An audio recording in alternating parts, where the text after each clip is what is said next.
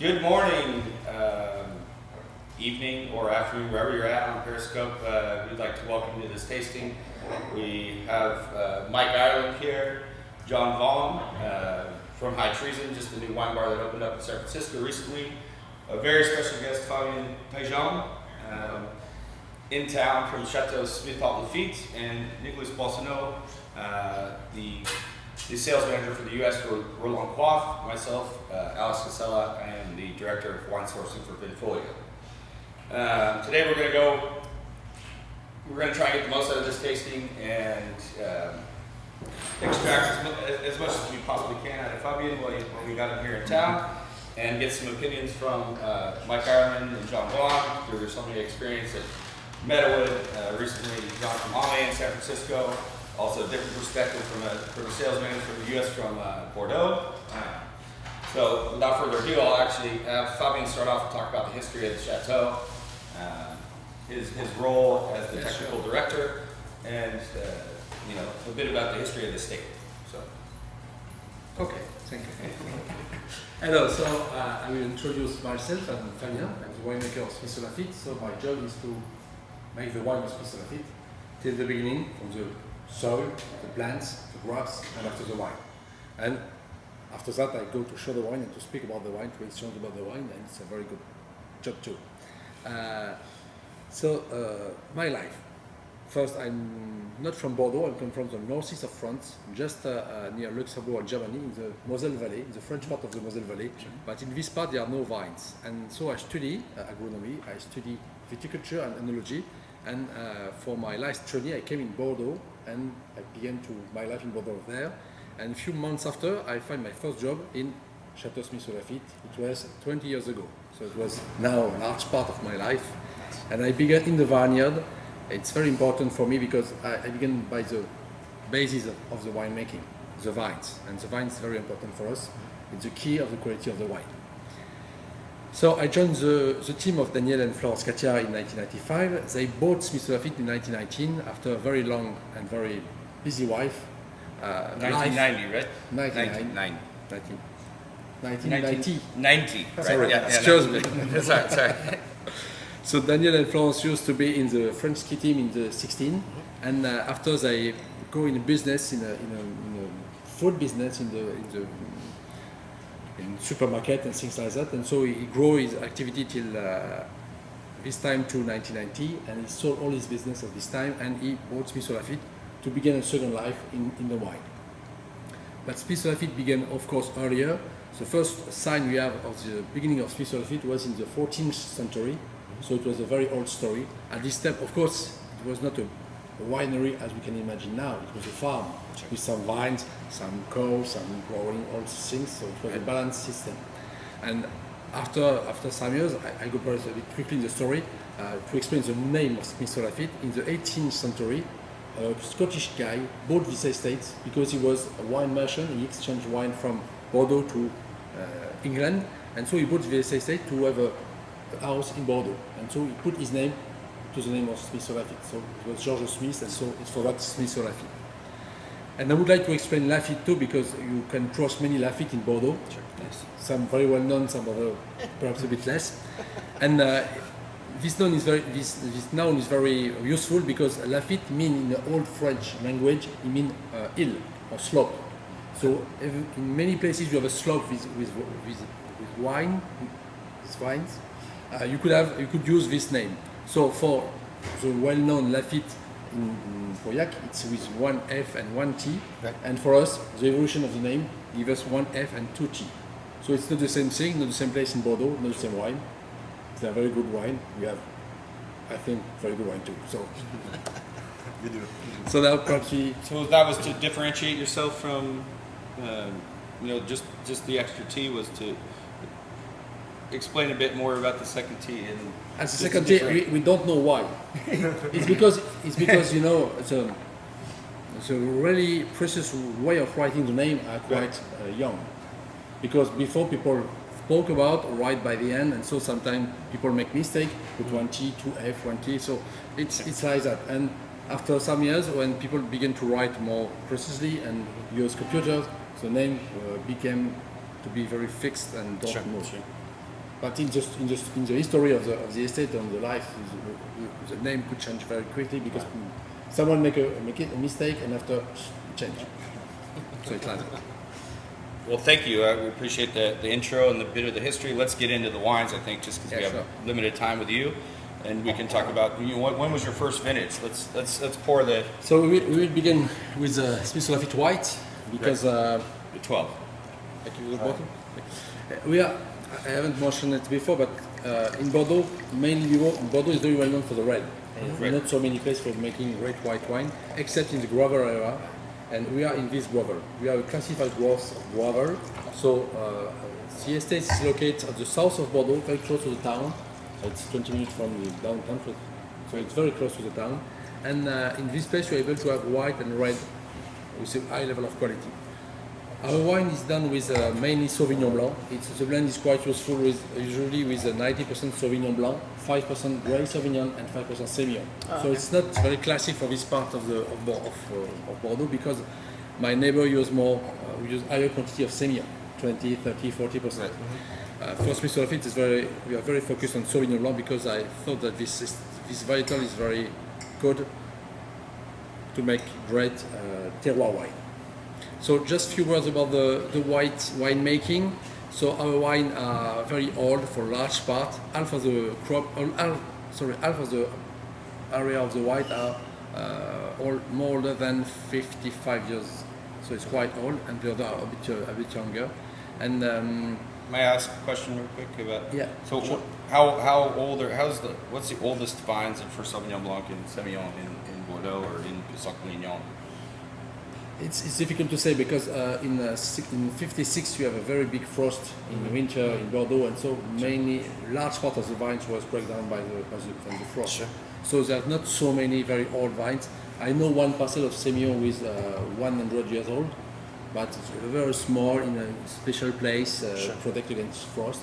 For the other part, many vines are replanted after the frost, so in 58 to 62, it's our case. Okay. Many of our vines are in this situation. And did you say that you felt like Sauvignon Blanc conveys terroir more precisely than Semillon?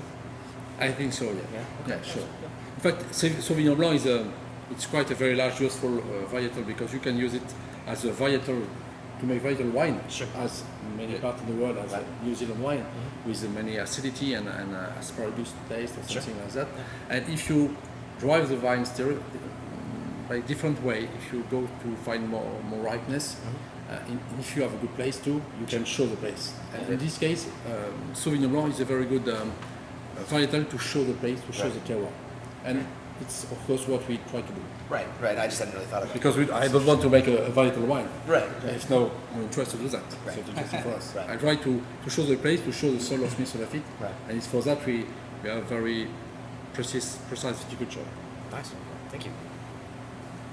So this is the 12. You want to talk about any difficulties in the winemaking process in 12 for whites versus reds, or we can get into the reds later, but any challenges you had in 2012 or anything that makes this wine outstanding? Or 2012 versus we had a quite a difficult beginning of the vines growing. The bud break was very early, and after April it was cold and wet, so the vine stop is growing. So the beginning was not very nice, but after the weather came well, and so the growing go on. We were a bit late, but it was not really a big problem, and so we wait, we grow, and we have not so many problems for this vintage. And after we began to pick for Smith Haut Lafitte White on the 12th of September, so it's quite late. Sure. But the weather in September was nice, so no big problem. Global warming. The key of the white is the acidity and after the ripeness. Right. And 12 was not very hot in the summer, so we keep a good level of acidity. Great. Yeah, it's got wonderful acidity. What about the oak treatment for the wine? Sorry? The oak treatment? The oak treatment. So we perhaps I come back on the winemaking, global winemaking for the white. Sure. We pick by hand, of course, and we go several times in each parcel to pick the grapes. Only the grape with a good level of maturity. So I said to the picker, choose the yellow grapes. Okay. And the green grapes, you keep it on the vines, and we come back a few years after to pick it. Sure. So we do very small picking like that, only in the morning to have fresh grape, and we press after with a pneumatic press with nitrogen to to fight against oxidation and to keep all the potential of aromas. And after we put the joists in barrels, we do the fermentation in barrels with half new barrels and half 1 year old barrel. And we go on with aging without tracking.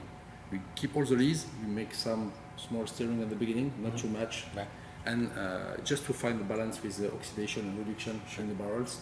And after we let it slowly age during 1 year in barrel. Okay.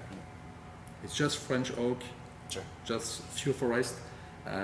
We have our own cooperage. Yeah, I think that's important. So we choose the forest, we choose the wood, we dry the wood, and after our cooper makes the barrels for us. Okay. So we have in mind the link with the wine. Right. Just not just the color of the barrel. Right. So we did some try every year, and so we taste the wine after, and I tell him I like this type of toasting, not this one. Okay. So after he makes the link in his mind, and so in his mind, and so he can build the barrels I want. Great. Very precisely. Great. Now, is there any clonal selection that you've gone throughout the years with the whites? Or the Sauvignon Blanc, any clones that you use that, I mean, you graft them from somebody else, or a different chateau? We are not very focused on the clone.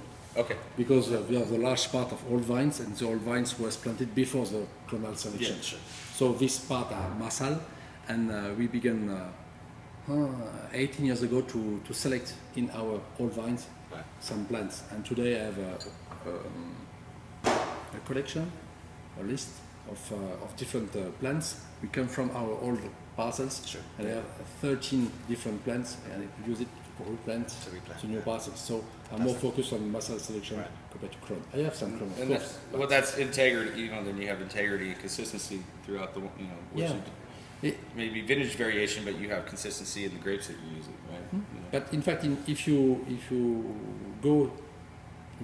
I'm able to find a good level of maturity and go a bit more than some people do, I lost a part of the character of the varietal. Sure. So the clone, no interest for me. Right. Understood.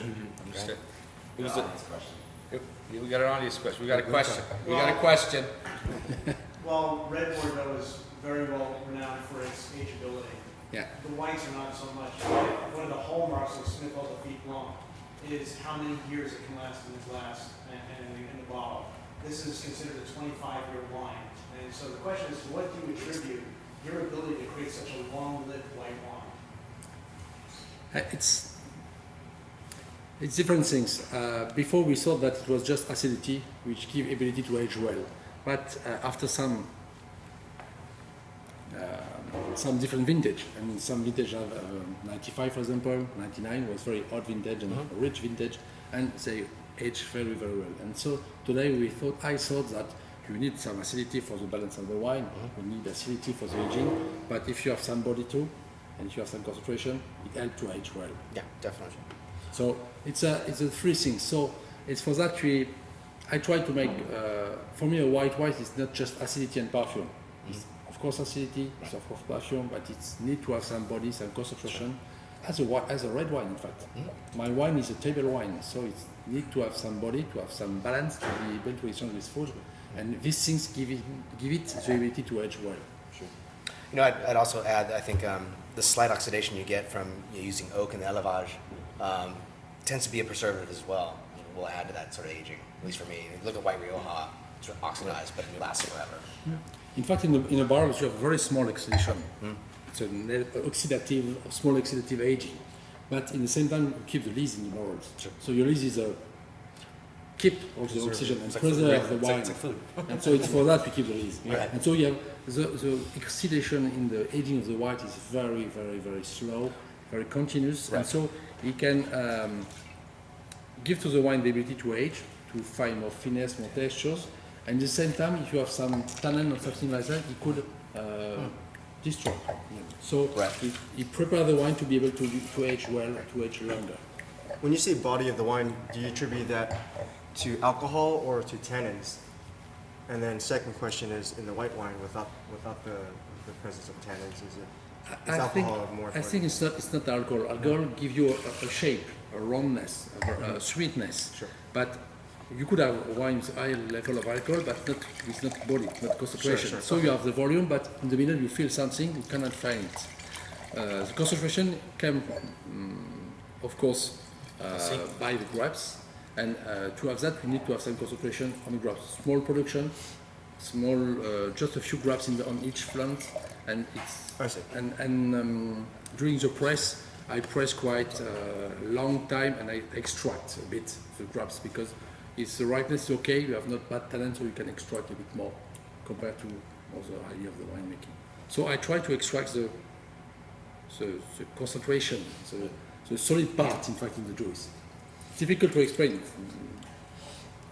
Talk, just a quick question about service while we got, would you would recommend decanting these at the table, or in your home if you were to do 100%. these wines? I would recommend opening them up certainly ahead would of time. decant these, but Yeah, you want to bring the temperature up a little bit, sort of stir up the esters in the wine for that. sure. And you just want, the poor little guy's been trapped in a bottle for I don't know how long, You want to wake him up a little bit. Right. Yeah, give him a little life. I think furthermore, a wine like this does need a bigger glass too. I think at home we often use these small little glasses. Right. Give the wine its proper credit. Right. What's the oldest Smith Haut Blanc you've tasted, or had experience with ageability? And it goes back to the audience question, but We taste quite often some wine from the 84, 85. It was very nice. I think Not they age very old too, fantastically but well. it's very nice. We taste some other wine a bit more older, in 50, 56. yeah, It began to be a bit old, yeah. of course. But 20 years, it's not a problem. Wow, Well, that's amazing. What do you pair these wines? I mean, were these dinner experiences? Were they, I've had older champagnes which completely blew my mind because they develop these umami flavors. They develop these things that, a lot of times we drink wine so young. So, when you're drinking these older wines, what experiences have you had with food? First, it's totally different. You need to know when you're very young on the freshness of the fruit and the tension. It could be exotic wine. Sure. And after, when you wait, you can drink it early if you want, if you like Sure. young wine. During 4 or 5 years, it's like that. And after 8, 10 years, it began to change. So he lost a part of his tension, of his acidity. He began more and more sweet, more and more unctuous.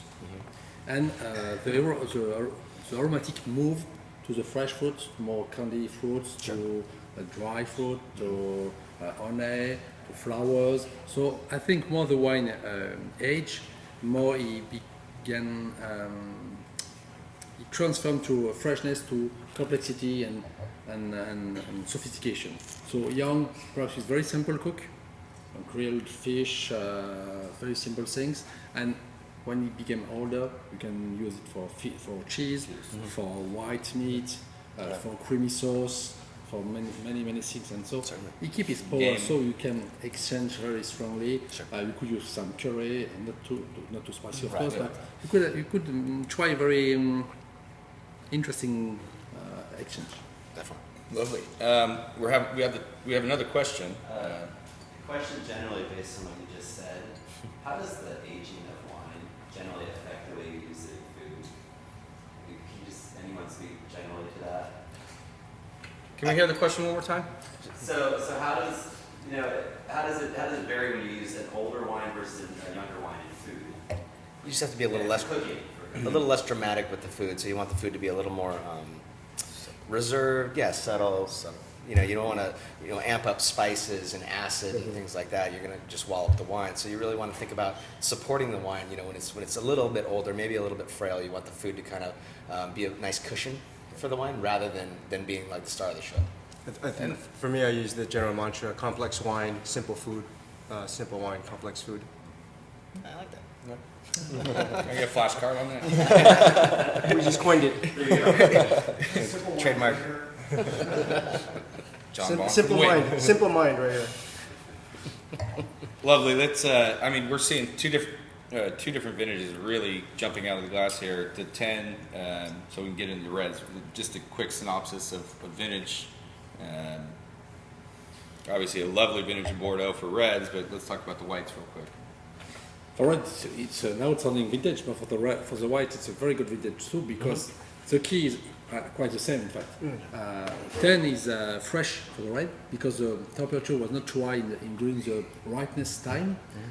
Very cool night and not too hot temperature in the day, so we keep acidity. It's for that this wine have a good level of acidity, and at the same time you have a very long time to ripe, and so you have good ripeness, good concentration in grapes. So Smith Haut Lafitte 10 is very well balanced with a strong concentration. For me, it's a very body wine, not very sweet but very concentrated, and with a good level of acidity. So give it these characters, and it's quite good white wine too for this vintage. You talk about concentration. Is that attributed to 2 more years in bottle or the vintage itself? It's a vintage of the concentration of the grapes. Okay. So grapes, I always say that when you cut your batches, Sure. the quality of the wine is definitely it's done, in fact. So I cannot improve the quality in the cellar. I just transform the grapes. Sure. So it's really the vintage, and so the ripeness and the characteristics of the grapes we give to the wine, the concentration of the style of the wine. Sure. It's not in the cellar. So this wine is so much more expressive because of the vintage. Yeah.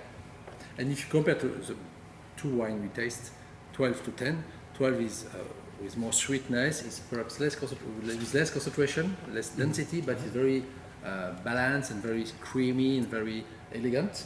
And 10 seems to be more powerful, more cubic. It is. It's 100%. like for the red. 2010 is very concentrated vintage. It's a consequence of the vintage of the weather during the There year. seems to be more precision in this, even though the body is there, but it's more. Yeah, perhaps because the acidity seems to be a bit straighter, in fact.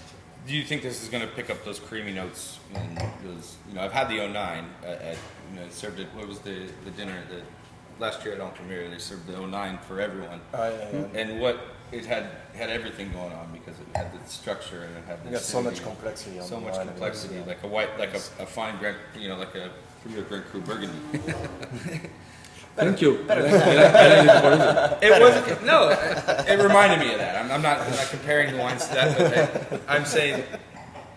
Now, it's quite different because the weather was not the same.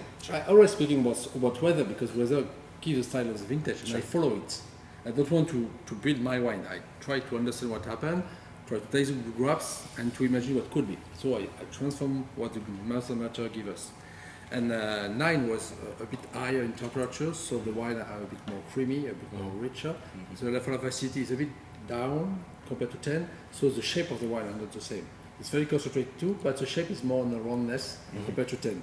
I think the concentration between 10 and 9 in white are the same, but the shape of the wine is not the same because the level of acidity is not the same. It's the balance. It's very sensitive. Sure. Just a small difference of 1 or 2 things, and the shape of the wine is not the same.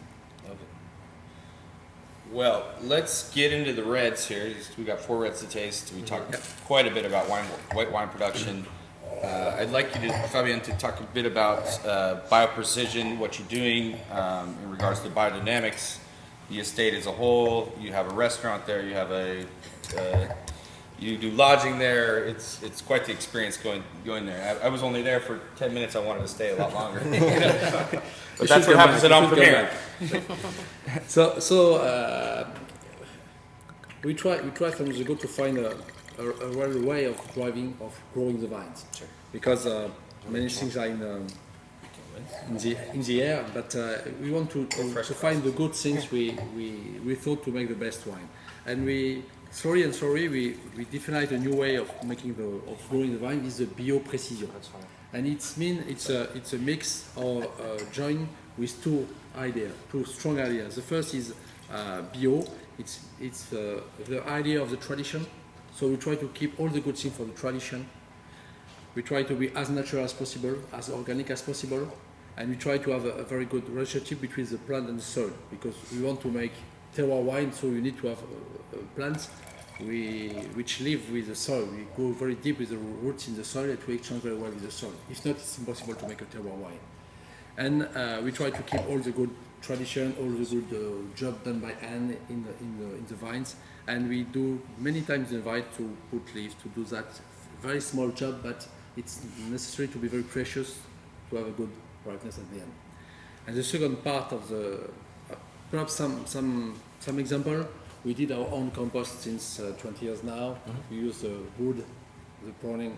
After the wood, we crush the wood and use it with we cap as that menu to make a compost to put in the vines. Sure. We have our own selection of plants. We spoke about that before. We have a mother parcel for rootstock in an island just around the estate. What's the name of the island again? It's Île de la Lande. Île de la Lande. And that's where We you use many systems, very natural things to help the vines to grow Right. and to find a good ripeness for the vines. And the second part is the new techniques, new technology, pictures took by satellite or by drones to make a map of the behavior of the vines. We use the electric system to make a map of the soil, so we are able to know exactly the difference of the soil. And so by these two systems, I'm able to pick or to adapt my way of growing the vines. So the idea is to pick the crop with the same level of ripeness and to put it in the same vats.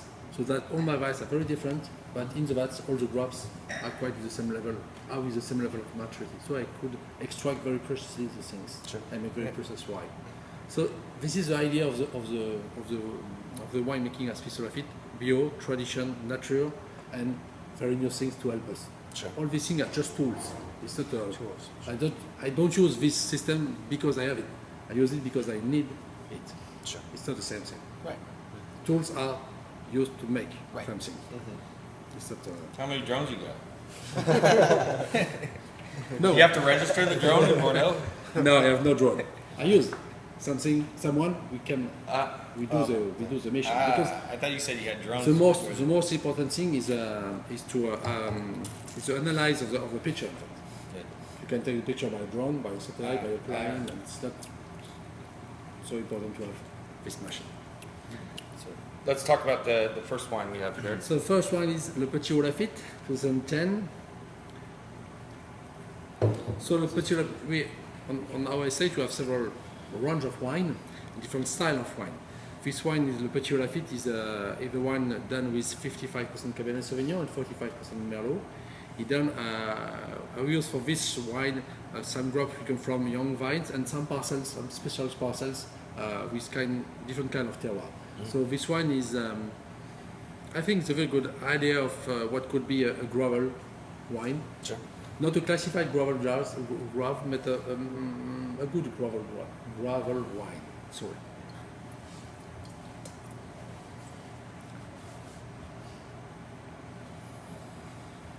So it's very expressive, no? Yeah. It's fruit with spices.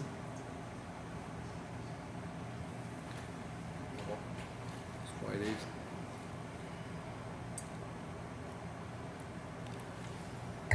So what's the case production on, generally on this? This is the third label of the... No, for me it's not a classification of Yeah. flavor. I Yeah. have Smith Haut Lafitte, of course. It's the best wine I can make on the estate. And after I have several different wine, but there's no Hierarchy. no No difference, ranking no or ranking. ranking. It's a different of style. Sure. Yeah. This Yeah, one all is different more wines. focused on Cabernet Sauvignon.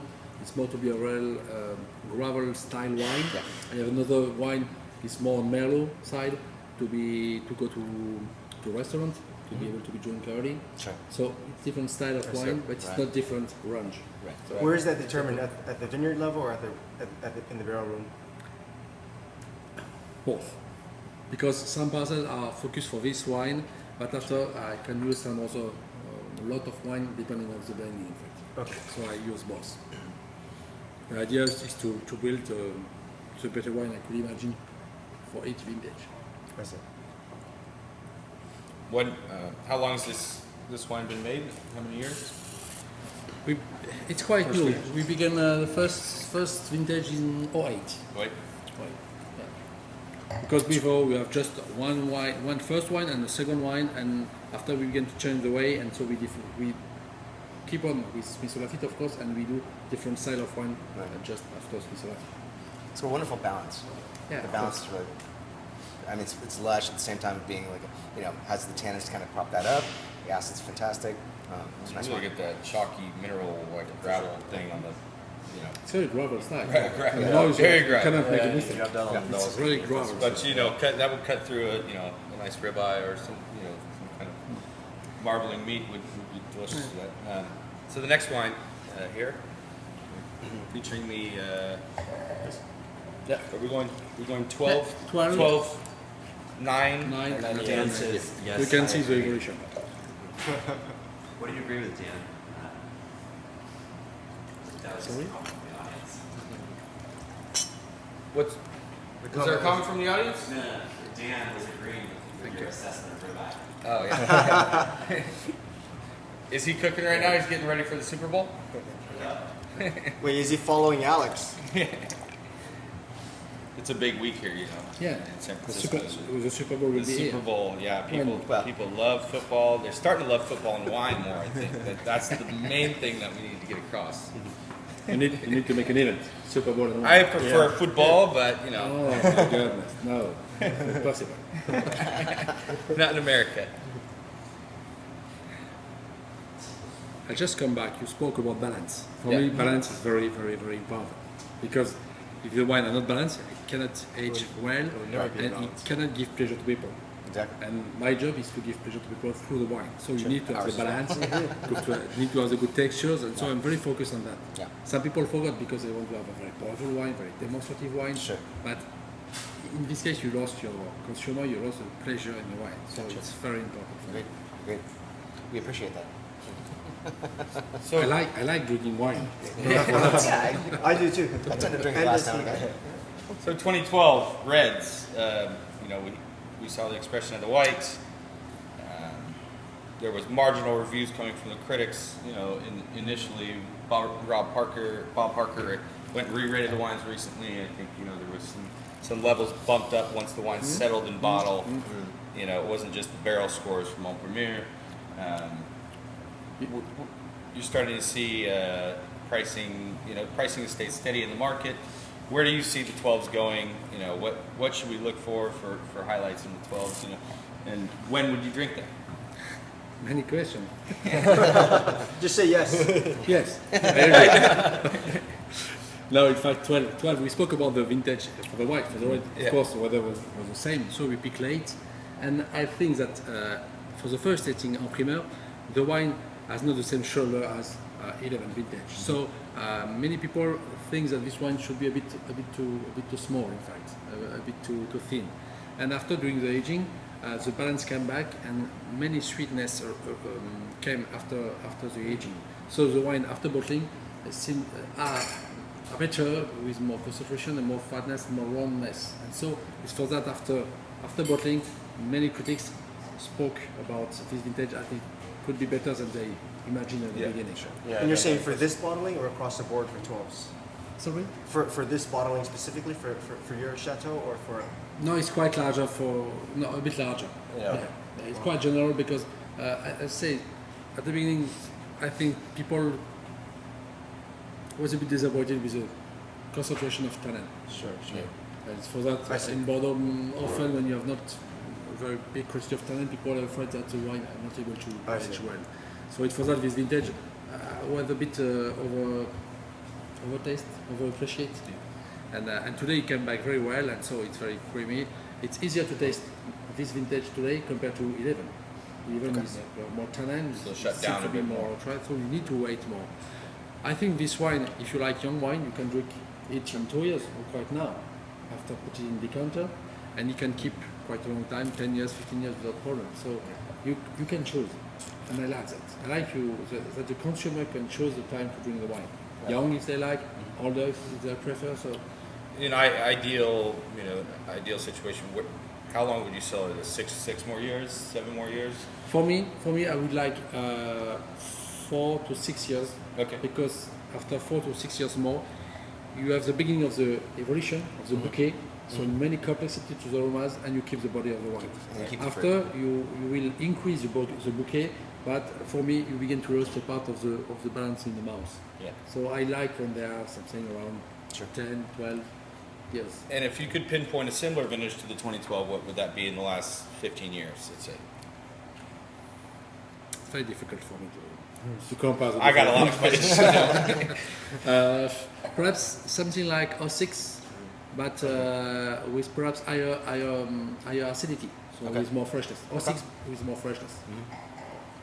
Agree? Yeah, I agree. Yeah. Yeah. The same I thought about cepage. that. I mean, it's just 600. Same cepage as the Le Petit. Haut Lafitte?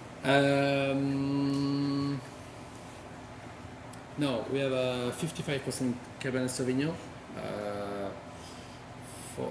40% Merlot, and 5% with Cabernet Franc, and 1% touch of Petit Verdot. So Great, we great. have, You get a little funk in this thing. That's what I was More asking. complex. We got a question from the audience. We got a question from the audience. So much of what we're discussing here today is what nature is giving you and what you must do with those vintages.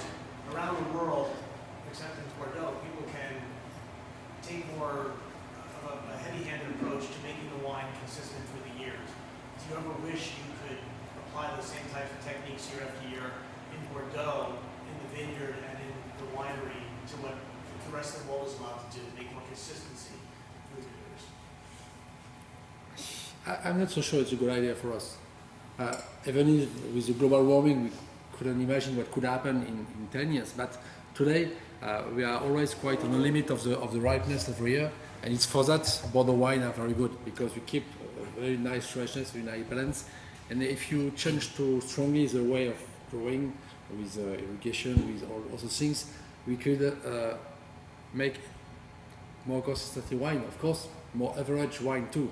So I think we can lose a strong part of the character, a strong part of the vintage effect, and for me it's very important. So it's in the idea of Bordeaux. Yeah, you don't want to lose the authenticity of Bordeaux. I mean, and I guess if you all the wines at the end could be the same, almost the same. There will be no region specific. I mean, it's between the Pesach-Léognan and then going up to the Médoc area. I mean, if you use these techniques, I mean, so it's not always easy. Of course, because but you always want to do something, Yeah. and sometimes they say, "Oh my goodness, you cannot do that." So, oh. But in fact, it's the rules, and the rules give us this style and these things. So I think it's not a bad rule.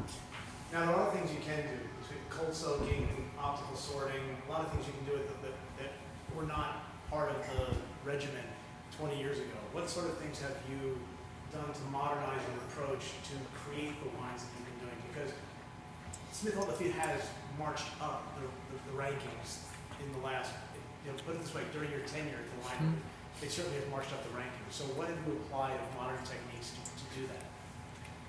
Any? We use and we try many things, and more we go, more we put the techniques behind us. And so we try something, but more I go, more I can say that what Mother Nature give us the best results. So it's for that we are very focused in the vineyard, and we try to help the vine to have a very good relationship with the soil, with the sky, with all the atmosphere, all the different things, to be able to make a good crops. And plants can create something we are not able to do. Even if we can use all the techniques, we cannot create a good crops with a good balance, with good things. And so just nature can give us. And so we try to help them, but not to do too many things, because if you catch two things, the vines are not able to grow and to expand themselves. So techniques could be, but they need to be tools, and they need to be used. Perhaps for this lot I need something to do, but if all the things are good at the beginning, we don't need at all. I prefer to do that. I'm very lazy. Just looking, tasting, it's my pleasure. I would love to see the 12 in It's beginning 6 to years. open. 6 years. I'm going to take your Open, advice. so it's I'm coming more back to the 12 in aromatic. 6 years. Many fruits, many spices. Yeah, At Smith spicy. Haut Lafitte, you have often special things on the noise. It's what I call the cold fireplace. When you come back the day after, you smell in the room this cold aromas of fire. And it's something you come from the terroir of Smith Haut Lafitte. It's a very strong identity of Smith Haut Lafitte. Find it especially in the red and sometimes in the white.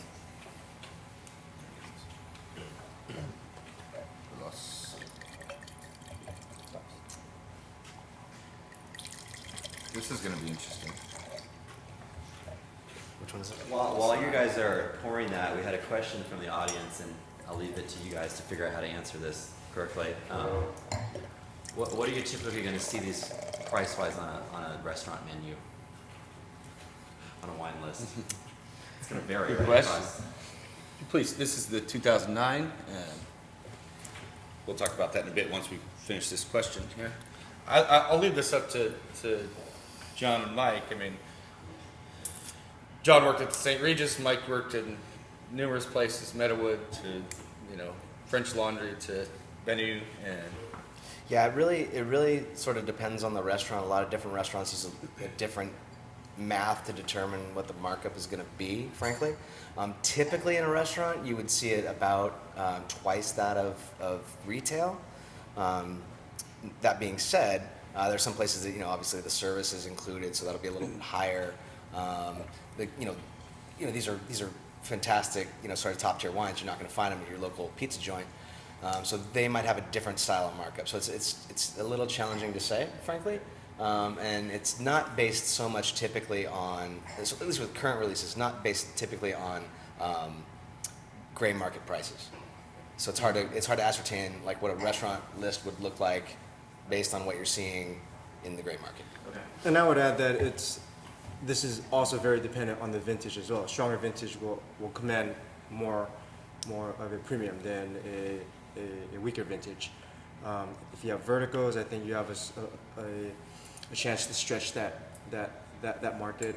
If we had 6 bottles of these, we would put them at obviously different prices, vintage respective. But this definitely ranks with if you put this among Bordeaux's and the rest of the Bordeaux's, I think this easily would not be in the bottom tier by no means.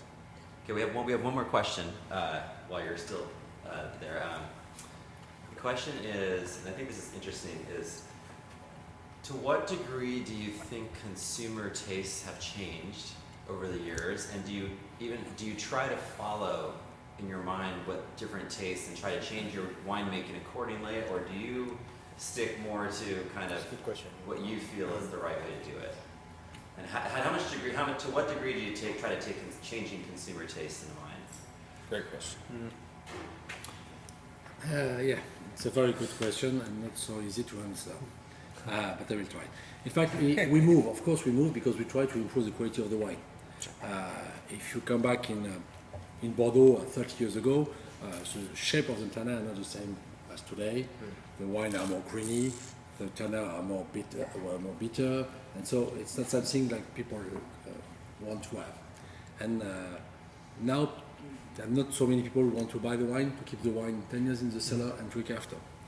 And in the same time, the knowledge evolves, and you know more things than before, Right. or different things than before. And we know that today, if you're able to have a very good ripeness in the grapes, we can extract good tannin. Quantity has no link, but good tannin. And so after that, the wine could be able to be drink a bit earlier. So it's, of course, something good for the market because people want to drink the wine perhaps earlier. But it's not the following of the fashion, of the use of people. It's just because we know more things, and we know that today, if you're able to have a good ripeness, you're able to give more ability to drink the wine for people. So I will answer by this way. In fact, we are not, in our cases, we don't want to follow the fashion, but somewhere you have a small touch too, because Sure.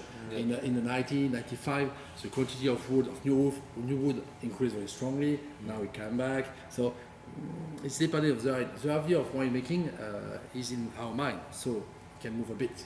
But in all cases, the idea of the winemaking I have is to show the best thing for this place, for Smith Haut Lafitte. So of course, the wine are not the same today compared to 10 years or to 20 years ago because I change, move, my team move, our knowledge moves, so the wine evolve. But I always try to keep in my mind the two things is it should be a Smith Haut Lafitte, it needs to be a Smith Haut Lafitte, and First. it needs to be a wine you could age well, it could give pleasure to people. It's a pity if you are not able to drink the wine because the tannin are arch, and the tannin are arch one day, one night, 1 year, 10 years, 15 years, and after the wine dead. So it has no pleasure at all. this decision on an integrity level, is this made by, the ownership with you? You guys come to this consensus, this is our vision at Smith Haut Lafitte. Yeah, but we share, of course, with Daniel, with Florence, Yeah. with Marcelo Mester. So it's not only my job. Of course, it's a team job. Yeah. I cannot do everything alone. It's not possible. So let's go to the 100 Point Wine Advocate wine here. It's 2009 vintage. 2009. When Robert Parker came to taste this, was this decant? Was this? How did you prepare this wine for him, or any different situations when critics come to see you? Do you Yeah, it's decant? Do you label No. especially for them? No. I had a Vinfolio label when I came No. to see you last time. No, it's totally crazy because in implement tasting, so Robert Parker came in Bordeaux and he tasted on several points. He never came at Smith Haut Lafitte. So I put my sample to this place, to this place, to this place. He tastes the wine and he put a rate. So in imprimeur he put 96 something was that. So it was a good result, but it was not outstanding. And so after bottling, Robert Parker retasted the wine and he sent the new mark and he said 100.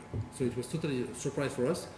We know that the wine was good because we tasted it quite often. Sure. But it was a very good surprise and yeah, very happy. And it's already for me, good. this wine has. I haven't even tasted it yet, but in the nose, it's got all the bells and whistles. It's got the tension. It's got the expansive, notes, but it also has that, inner core that a lot of great wines have. And any different yeast strains you use in certain vintages, that comes to What? I noticed Yeast? this, when I've tasted many Parker 100 point wines, right, and I always come back to this kind of tension and this luxuriousness on the nose. You use native yeast. You use. First, I don't try to make a 100 point Parker because I don't try it. I That's don't why think we're it's talking possible. about this. No, just to say. And so I try to make the wine, and after the result is here because Mother Nature gives us all the things for this vintage. Sure. So it's for that the result was good because we are focused in our way of making quality wine, and when all is going well, we make a great wine. So, Was there any difference in terms of your oak treatment or the élevage or anything like that? 409, we went into it thinking like, man, this is going to be a really great vintage. So Yeah. was your approach different for that vintage yeah, versus? sure. How In fact, so? when you have a great vintage, when you have a great concentration of tannin and a good and strong body, you could increase the quantity of new oak, Sure. and you could keep the wine more longer in barrels. Right. If you have some vintage at 13, for example, we have more shorter aging in barrels because the aging with the wood could be bad after too long time in barrels. Okay. Can that be determined, say, the last day of picking in the vineyard, when you say this is going to be a tremendous vintage? Or is it determined when you're making the wine? So wood, the quantity of wood? The quality of the quality vintage, of the vintage. The quality of the vintage is, in fact, it's a succession of ideas. When the vine's growing well, when you have a good flowering, when you have a good veraison. So months when back. it's beginning. During the vine's growing, you can feel something and you say, touch wood, if it's going well like that, you could have good things. But after the real big key is the time of ripeness. It's August, September. And so when we pick the grapes, we can imagine that you are this part, or this part. But after, we see the size become larger because after you need to have the blend, you need to have the aging to know if it's this range you are more there or more there. But we feel it quite early. Before we go to the 90s, I mean, is the talk a little bit about the 15 because we're actually We have. to that. I think we should. Sorry, we have a question. We have a couple questions to answer first, but we should end on that note. Okay. And just to kind of make sure we get through the last wine, and I'll finish. Sure. First question is, what is it like to get a 100-point score? Are you like jumping for joy, high-fiving? You put it up on the wall? You go to Disneyland? Or are you kind of like, well, we knew it was great, and we should have gotten that 100-point I score? think you go to the computer and you start raising prices. You're like, what's that? Not that one. From a perspective, what is that like? No, it was very nice. I was very happy because it's a strong sign. In fact, I have no idea to do that. But when someone as Robert Packer tell you the best mark, you say, oh wow, someone except me feel this wine good. So it's a good thing. It's a very strong recompense. Reward. It's a good. Maybe a better question is when you received the score and you had dinner that night, what did you drink? You have a beer? A beer, a cigar. One good beer. No, in fact, I received the mark and I catch a bottle and I go to see my cellar master and I put it on Robert Packer and I give it to him. He sees the bottle. No, yeah. And we have a dinner together after. That's cool. Yeah, no, it's a good. It Two was a good thing. questions to follow up on things Yeah. you said is, one, you say you don't make a wine setting out to be a 100-point Parker wine. So Parker thought this was a perfect wine. Of the vintages that you've made, give me your favorite child. My favorite child in my wine. Yeah, no. Which year? Is there a year that you thought truly expressed what you wanted to, what you took out of the vineyard and truly expressed what you wanted to create? See, I think that 2010 is perhaps more the real ideas, the real pictures of Smith Haut Lafitte. That's what I was going to ask. Because the balance is more the classic style of Bordeaux and 09 now it became to be more balanced. He lost his very over position because 09 at the beginning was a bit exotic, a bit too over. And 10 is more classic. It's perhaps a bit more difficult to taste young, but it's really in a Bordeaux style, and I think it's a real good picture of Smith Haut Lafitte. And then the second question, you control your own cooperage and you have your own vineyard technique, so you expand places people can't necessarily go. Do you alter what the cooperage is doing as you see the vintage progressing?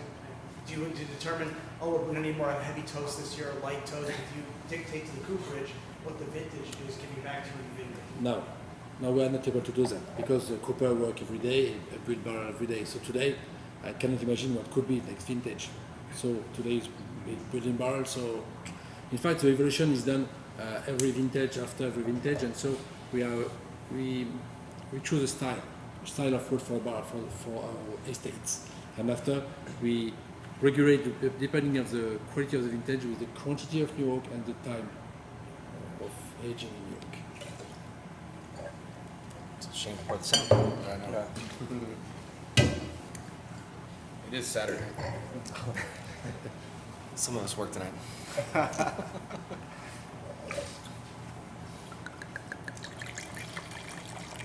I'll be here all day. I'm just gonna get some dim sum. If anyone wants some 100-point wine, there's a bucket of it. Right Well, Grand Cuvée right here. I'm not sure what the points on that. It's mixed. Yeah, it's a cuvee. It's a cuvee of points. It's a blend. High Treason pouring the wine. Look. 1998.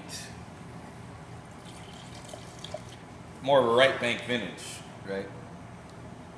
All right. Fine. Right bank. Oh. More well rated in the right bank than the left bank. Am I wrong, or Yeah, it's a very good vintage for Saint-Emilion. for Saint-Emilion? Yeah. But Pessac-Léognan is in the middle. That's good. Médoc on the west part, Saint-Emilion on the right bank on the east part, and so we are in the middle. So, Yeah. What do you? Yeah. So when people like rate vintages in terms of like right bank versus left bank, like where do you guys sit? Do you feel like? we are always in the great situation. Of course. It's always the nice. It depends. It depends. So sometimes, no, in fact, it's a bit a joke, but it's not totally a joke, and we have a bit of two influence. And in the plant, in the varietal we use, we have quite a high quantity of Merlot compared to Médoc. Sure. And you have a very high quantity of Cab compared to Saint-Emilion. But in 1998, the result was very good in the right bank and in Pessac-Léognan, and perhaps a bit under on Médoc, but we can find very good wine in Médoc too. So it's never so easy, in fact, Sure. because a small situation could give you a very good result, like in all vintages. The cepage on this? It's there's 10% Cabernet Franc and 55% Cabernet Sauvignon, and so 35% Merlot. Okay, great.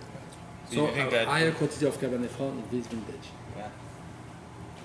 Does that contribute to the smell of like leather and earth, or is that a testament to bottle age? It's difficult to imagine without or with more or less, because it's like that in fact. I think it's you can feel it in nose. More Cabernet Franc, so Cabernet Franc give us a more complexity on nose and more many finesse, and so it's quite interesting in this vintage. For me, Cabernet Franc is quite interesting for the aromas and for the complexity of the aromas. I'm not so sure that help us to age well. I smell a wine like this. It takes me to classic Bordeaux. Yeah, Totally. And so my question is, how long does a Bordeaux take to age to become like this, or is it a byproduct of cepage?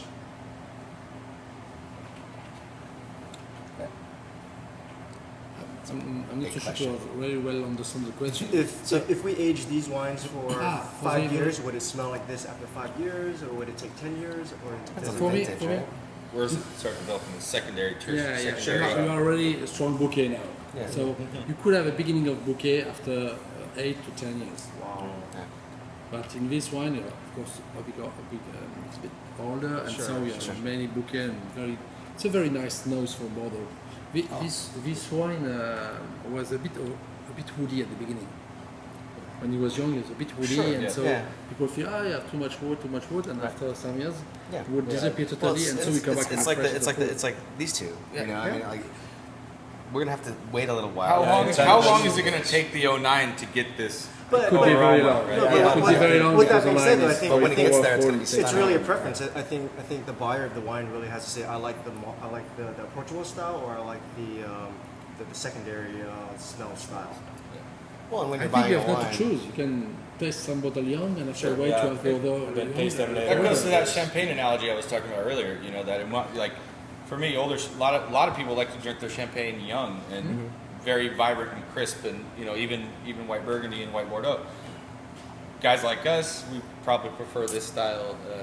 Just assuming that you like the age notes and Right. complexity. it So- depends. It depends why you're buying the bottle. You're buying the bottle to drink tonight. If we're buying the bottle to drink tonight, I think we're all drinking this. Yes. Okay. If we're gonna put it in our cellar, I think maybe we go here. Hoping that it becomes But you're like gonna have that. to I want wait to see. until I do Yeah. want to see that 9 in Yeah. So 2030, it depends on yeah. what you're gonna do with the bottle, frankly.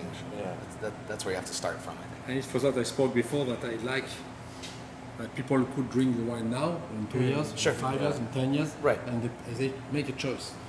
Right. So if they want to drink young, they can. Yeah. If they want to wait to have this kind of bouquet, they can wait the wine. So after the consumer, the client, the wine lover can choose Right. a good time to drink the wine. Great. But you know they're gonna age. They're gonna age very well. So that's, Oh that's, well, I So- think we're So witnessing guys, that I right mean, now. just- that, I mean, that's Just to go through reviews and your experience. This is what I'd like to get your perspective. We had Sure. the 1998 got 90 points, Parker. I mean, for me, this wine it's the lowest rated amongst everything, right? But it just shows you in not great vintages and well-maintained wines how expressive. I mean, for me, this is a brilliant wine. It's something that I want to drink. When I'm out to dinner at a steakhouse or wherever. It's got everything going on right now. So there's vintage So specific. we could expect that this wine become better than this wine in 10 years. Sure. Sure. In I the hope same that. snapshot. We certainly. But I'm hungry for dinner tonight. So I can't wait 10 years. So I gotta. This wine goes to dinner. This wine stays home. Yeah. It's like three little piggies. Yeah. Well, this has been an amazing discussion. I think. Well, we have more questions. Yeah. So before you wrap up, we have 2 questions. So the first question is, where do I get these wines from? You get them at Vinfolio. Vinfolio. And are they all available? We are going to be doing a recap offer with Roland Coff Yes. and the Chateau, and we will be sending out an email next week. And the second question is, we've been in a sort of a unique place in San Francisco tasting these. We're wondering if Michael and John, you could explain the concept behind your space here in your bar, and actually then how that applies to what we're tasting right now. Yeah, that's good. Well, actually, this is a fun tasting to do here because I think when you walk in, it's not necessarily a very sort of, you know, posh, elegant, you know, exclusive, pretentious kind of room. It's fairly dynamic, and I think these wines are fairly dynamic. For us, the idea behind High Treason is, you know, John and I have worked in, you know, Michelin-starred restaurants for a long time as sommeliers, wearing ties and pins and things like that. And so what we want to do now is kind of like, we want to drink wines like this in a very sort of relaxed environment, where we can listen to, you know, hip hop and punk rock and all that stuff, and wear flip flops and shorts and drink fantastic wine. And that's kind of those are our passions. And so yeah, it's perfect to have these wines here. What wine goes best with punk rock? Well, you have to define the punk rock, right? So What's the best Sex Pistols wine? Sex Pistols. Nice. I think we want the 12 Blanc because of the tension in the acid. And how about the Dead Kennedys? Dead Kennedys, well, more local, right? Actually, I'm thinking this because I love this wine. It's like super balanced, right? Yeah. And yeah, it's just singing right now. Pun intended. Is there a Blink-182 wine in there? Well, no, see now we're Well, then it will probably be this because what is it? What's my age again? yeah, because I have to card the people listening to that. Yeah. Okay. Now these are. And which of these wines would you consume with a victorious Super Bowl? It's got to be A victorious Super Bowl? a win. With If a win. your team wins in the Super Bowl. Oh, if your team wins? You're Oh, Peyton and you well, win. so you're drinking right away. I think you're going older, for sure, sure. If you lose, I use this one to give them energy. well, I think if you lose, you buy this because you're gonna have to put it in the cellar and not touch it until they come back. Maybe win later. Wonderful. We had a question, just a real last minute question. Any thoughts on the 2015 vintage? Just Well, happened. I kind of wanted to streamline that and just say what an amazing tasting it's been. Let's hear from Fabien about 13, 14, and then 15 and what we should expect in the, you know, the UGC tastings are going on here. Also in LA, New York, Chicago. Yeah. There's a big campaign going around that. The 13 vintage was kind of written off by many people. The wines are starting to settle. 14 was more successful, and we have 15 coming up, which everyone's expecting to be a very successful campaign in vintage. Sure. So some of these three vintages, for 13 we are pouring it on the wine market now. And so we organize tasting with UGC in US this week. And very good result with the white. And I feel that people are quite enjoying with this vintage. We are a bit afraid because the press not a good view on this vintage. But the real consumer, the wine lover, are quite exciting of this vintage. And they say it's a very approachable vintage, very easy vintage to dry, young, and to give pleasure to people. It's not an aging for keeping a long time, but it's a wine you can, especially red, buy now, drink in 2 years, and take pleasure with the wine. 14, I think the potential of aging is, of course, longer, better. White was nice with good acidity and good tension. It was very crispy vintage for the white, and for the red, good tension, good length, a very classic Bordeaux style, and with a good quantity of tannin. So it's quite straight and fresh, and you can keep it quite a long time. 15, I spoke before about this, and this, and we are in this branch. So I don't know if it's there or there because it's so young. I just began to make some racking for the red, to begin to find some blending. So, but the lot are very, very nice with a very good ripeness and a good sweetness. And when you have a good sweetness at the beginning of the aging, it's a very good news because it means that the shape of the tannin are nice. So you have no bitter, no harsh things. So you just wait the evolution and the affinage. And the body is here. The concentration of tannin are very high, quite impressive. So it's good basis. For that I speak of this range, but Oh, the we alcohol have to level. say a bit high. No, I think we will finish between 13.5 to 14. It's Yeah, that's- quite balanced. Can you talk to And Napa? Can you talk to Napa? I'm just kidding. No, in fact, when you have a good level of ripeness, the second effect is that you have some sugar too, so it's difficult. But the level of acidity is very good this year, and so the balance will be very fresh, and it's this thing is important, in fact. Overall quality of 15. What we should look for in pricing? You have any ideas there, or you know? Yeah, talking also about, just to go back with the 13, because the press was not that good. I mean, it's on the 13, and I was in New York, Chicago for the tasting at the UGC this week, talking with consumers, clients, and they were very impressed on the quality on the 13. The first idea was like the vintage, it's a bad vintage. That's what they say right away on these, when they come to the table on this. But once they taste, they change their mind. They're like, wow, that's good. They won't age, I mean, it's much. I mean, but the wine are wonderful. But they keep the balance. Wines have a place at any table, as long as you open your mind. Yeah. So it doesn't have to be. It doesn't have to be the 09. Like you said, you got the Super Bowl. The ready to drink or Blink 182 wine. Amazing conversation here today. I think we got to wrap things up. I appreciate your time. Thank you. Thank you very much. Thanks for the Thanks, tasting. Mike. And then was Very John. happy to join. Pleasure. To share this time with you. Thank you. And if anyone out there wants Thanks for to watch this again, you can watch it on our YouTube channel, which is just the Vinfolio Last channel. thing, because Sauvignon is on fire. Even in bad vintages, they're just the wines coming out of there. I mean, we missed that point where we could take that up another time. I think that my last visits, I went to Albayi, I went to several places. I just think that Very strong rock evolution. stars coming out of Sauvignon. So And thank you for your Sauvignon time. is a very welcome place, so Yes. you are of course all invited to visit Smith Haut Lafitte. I'll be there in April. We have an hotel, We'll we chat, have accommodation, and our door always open for the wine lover. So Merci. welcome. Merci. Cheers. Cheers. Cheers. Cheers.